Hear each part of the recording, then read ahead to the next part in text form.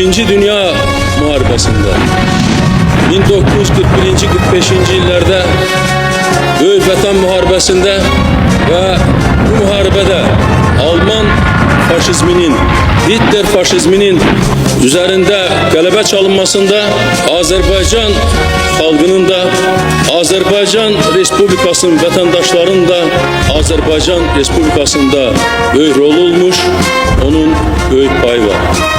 Məhz buna görə də biz bu günlərdə bu qələbənin 50 illik yubileyini böyük iftixar hissi ilə qeyd edirik və bunu bizim xalqımız üçün, indi müstəqil Azərbaycan dövləti üçün böyük bayram hesab edirik.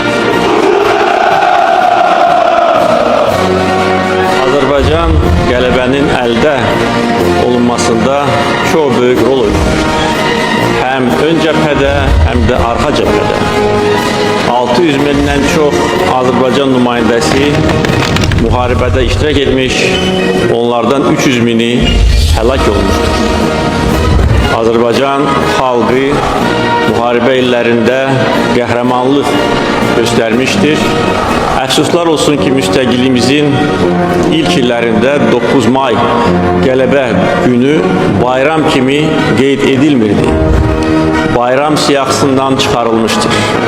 Ancaq Ulu Öndər Heydər Əliyevin 93-cü ildə hakimiyyətə qayıdışından sonra bu bayram bərpa edildi və bugün bu bayram dövlət bayramı kimi qeyd edilir.